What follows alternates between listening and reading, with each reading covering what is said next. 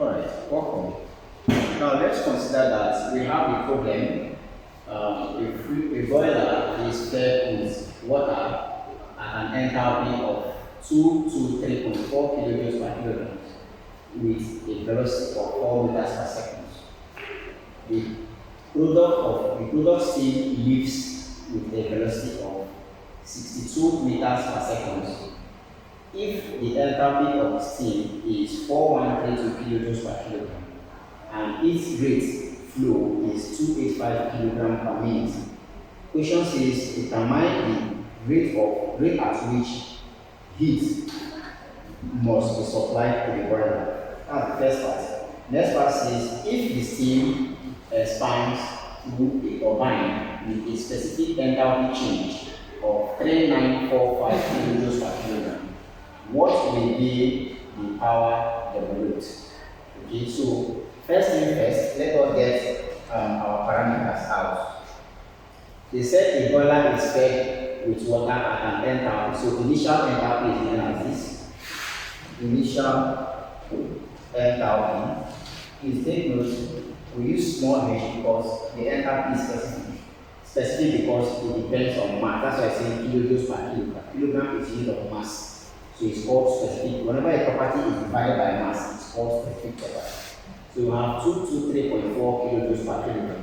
H1 is 2 to 3.4 kilojoules per kilogram. That is the initial enthalpy with a velocity of 4 meters per second. So initial velocity will be C1 is equal to 4 meters per second. 4 meters per second. The product steam leaves with a velocity of 62. So final velocity, which is C2, is actually 62 meters per second. It's 62, not 62. Alright, so if the enthalpy of the steam is 4132, this is the final enthalpy now. So final enthalpy, that's H2, is 4132 kilojoules per kilograms. Okay. And its rate flow is 285 kilogram per minute. So this rate flow is what is called the mass flow rate. So the mass flow rate, we use m dots to represent mass flow rate. Is given as 285 kilojoules per minute. 285 kilograms per minute. I said that, of course, unit of mass flow is also in kilogram per second. It's mass divided by time, and unit of time is also in seconds, not minutes. So therefore, we have to convert this to kilograms per second. It was given to us as kilogram per minute, and we know that 60 seconds actually make what? 1 minute. Is that not so? Alright, so it means that mass flow rate, that's something like that mass flow rate framework is actually 285 kilograms all over 60 seconds. So this becomes kilograms per second. So 285 divided by 60 gives us what? So the mass flow is 4.75 kilograms per second. Okay, so these are the first parameters that are given to us, and question says is find the rate at which heat is supplied to the boiler. That's the first parameter. So we'll do that before we consider the second part of the question. Now, from the steady flow energy equation, we have from the steady flow SFE. So SFE is equal to the steady flow energy equation. We have that heat minus work is equal to mass flow rate times change in internal energy, which is H2 minus H1 plus 1 over 2 C2 squared minus C1 squared plus G Z2 minus Z1. Alright, so this is the steady flow energy equation. This gives us the total value for the steady flow. When you multiply this equation by mass, you have the total value. That's why we have capital Q and capital W. But if we use small q and small w, then it simply means specific heat and specific work. And of course, heat and work are not specific properties. Energy is not a specific property. So do well to go through the introduction video thermodynamics. You understand it better. Okay, so it means we want to multiply this by the mass flow to convert it towards total property of heat and work. Now, for a boiler is a device that adds heat to a system. And from the question that is given to us, it's talking about a boiler. So which means there is no work done for a boiler. Boiler does not do work. What it does is to add heat to the system. Okay, so therefore work done here is completely zero. So what a boiler does is to add heat to the system. So therefore work done is zero. And if work done is zero, it means now that the heat supplied for a boiler is simply equal mass flow rate multiplied by change in enthalpy H2 minus H1 plus 1 over 2 C2 squared minus C1 squared, where this is kinetic energy, plus E Z2 minus Z1. So this is supposed to be the potential energy. So the sum of the enthalpy, kinetic energy, and potential energy is what this shows very fluid energy equation for the boiler. So therefore, heat is now equal to mass flow rate was given as 4.75. So you have 4.75. Okay. Let me write this side off.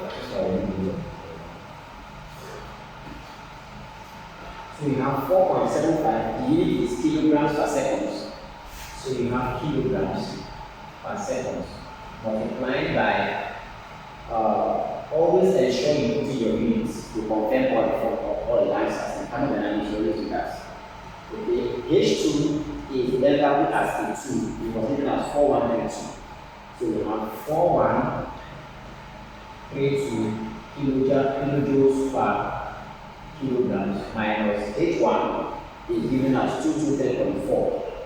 So you have 223.4 kilojoules per kilogram. So you have this. Okay, plus the kinetic energy of fluid, which is 1 over 2 velocity C2 and C1 starts from velocity. Velocity at final velocity and initial velocity. The final velocity was given to us as 62 meters per second. So you have 62 meters per second all squared. You have to pay attention to these formulas to get to the units. Minus C1, initial velocity is 4 meters per second. So minus 4 meters per second all squared. You have this. And then finally plus the gravity G times potential energy, which is G. G is 9.81 for gravity. So you have 9.81 meters per second squared times height Z2 minus Z1. Was the height given?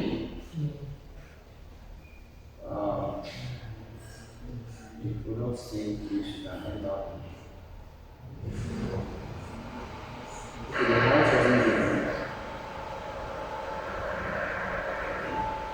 Alright, so since the height was not given, then automatically, yes, this is zero, potential energy is zero. Since the height wasn't given, automatically potential energy zero is out. So we have that first. So let's solve this and see what we're going to have. Heat supply is now equal to 4.75 kilograms per second into, so give me 4132 minus 223.4. 290 equals 293. 299. 08. 6.6 kilojoules per kilogram. Kilojoules per kilogram. Plus, this is now 1 over 2 into, now please, 62 squared minus 4 squared. 28. This is 2 squared minus 4 squared. 388. 3 is 2 is. This This is now meter squared per second squared. So you're going to have this because you square the velocity. So you also square the unit, it becomes meter squared per second squared. Okay, so notice now that at this point, nothing, they can't add together with themselves. It's not possible.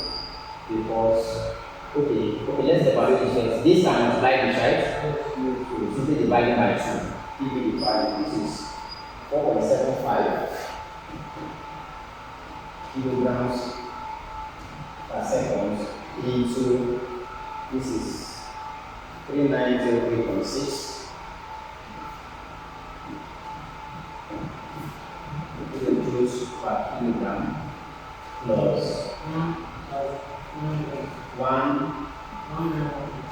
1914 meter squared per second squared. Okay, so evaluating this simply have 1914. Now at this point that they cannot add because this is kilojoules per kilogram, and this is meter squared per second squared. So we have to multiply it by the mass and see what we are going to obtain. So this is now equal to this multiplied by mass, this was 3908.6. This is kilojoules times 4.75. Then the units multiplied, we have kilojoules per second or kilograms per second multiplied by kilojoules per kilograms. Okay, so once you multiply this, the unit also multiply. Also use 4.75 to expand this other bracket. You are going to have plus 4.75 multiplied by 1914. Also multiply the units to have kilograms per second times meter squared per second squared. So we have this. The heat supply is now equal to 3908.6 multiplied 4.75 1856 squared 5 I feel I want it 563, sir. 563. Yeah, there's no problem. 18563. Yes, sir. Now check this is kilograms can cancel kilograms. To your left is what kilojoules per second. Alright, so this becomes kilojoules per second plus. Now on this case you have 4.75 by 1914. 1914, what do you have? 8141.5. Now let's check at the units. Here we have kilogram meter squared, because kilogram times meter squared is kilogram meter squared. Seconds times second squared give us second cube, right? So this is actually kilogram meter squared over seconds squared. So let's now try and see how we can convert this. So second cube. Sorry, second cube. Then second cube. Now let's try and see how we can convert this. Let's do small dimension analysis. Now you know that the work done is actually force times distance, right? Work done is force times distance. You know this, and the unit of work is actually what? Joules. The unit of work is actually joules. Also, if unit of work is joules, what actually gives us joules is that force itself is mass times acceleration due to gravity times distance. This is what gives us joules. The unit of work is joules, but work itself is force times distance. Force itself is mass times acceleration due to gravity. So mass times g times distance is actually what gives us what? Joules. That's the work done. But the unit of mass is what? Kilogram of dimensions. The unit of mass is kilograms. The unit of gravity is meters per second. So per second square. Now so the unit of gravity is meters per second square. Meanwhile, the unit of distance is what? Meters. Is that also? The unit of distance itself, which is distance here, is meters. So if you join these things together, we are going to have that work is actually what? Kilograms, meter times meter equals meter squared per second squared. Is that clear? So that means this is now our joules or simply kilojoules. So work done is actually kilogram meter squared or per second squared. So which means if I try to break this equation now, from what we've obtained there, if I try to break that equation, I'm going to have that heat supply is actually 18563 kilojoules per second plus this is now 8141.5. This can be written as kilograms meter squared per second squared times 1/second. This can be written as this kilogram meter squared per second squared times 1/second. Where kilogram meter squared per second squared is actually the unit of work, which is kilojoules. We'll prove that here. Okay, so that means this is now equal to 1856 kilojoules per second plus this now is 8141.5. This becomes the whole of this is now what kilojoules. Is that clear? So this now is of kilojoules times 1/second. And this is equal to 18563 kilojoules per second plus 181.415. So kilojoules times 1 is kilojoules per second. So at this point now we can now add to the heat supply. This is that the heat supply Q is now equal to, so add that to me. So take note, if you're in River State University, in Nigeria, let me just tell you, because this is going live. If you're in River State University Nigeria, you must always include the units. That is how you can put the lecturer that you know what you're doing. So I don't know for any other country, but this is for Nigeria and this is for River State University. That's how it is. So you must do it. You must always do it. These derivations like this, all these things you have to do it. So add the two of us together, what do you have? 26,000. What?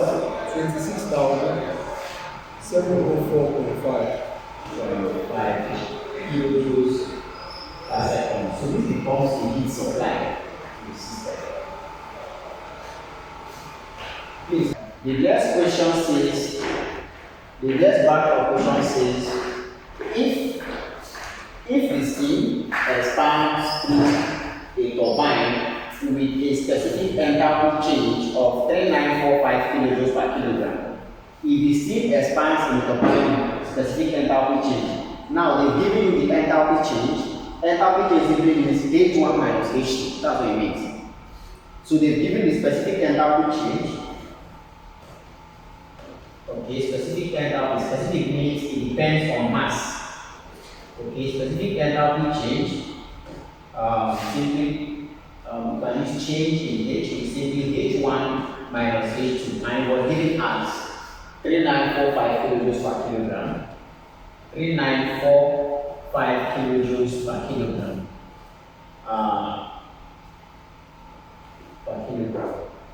Question says, what will be the power developed? Now, power developed, I've told that a turbine actually adds what?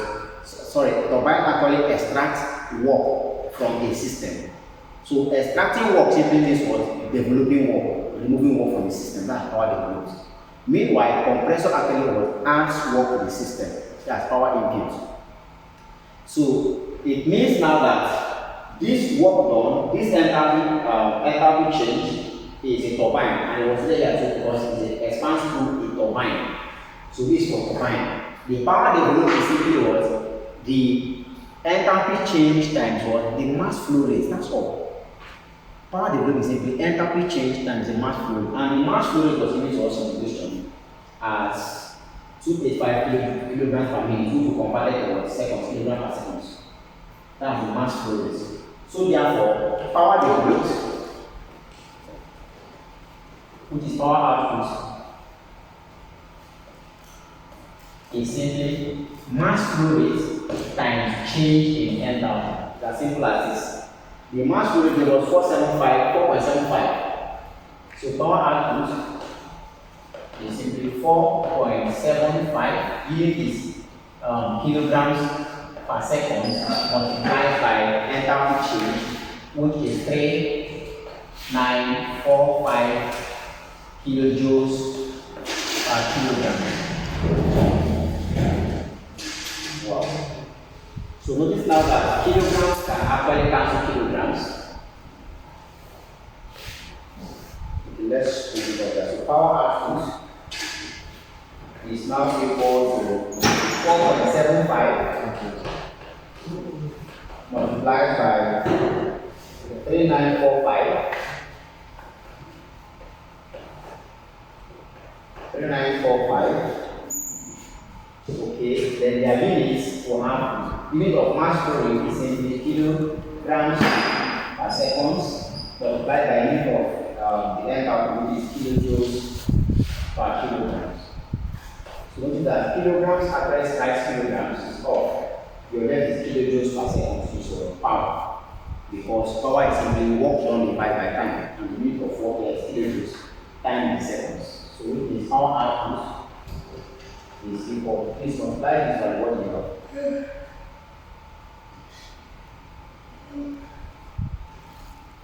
18,788. 18,788.5. 875 kilojoules per second. So that's the power produced by that system. Alright. Yes.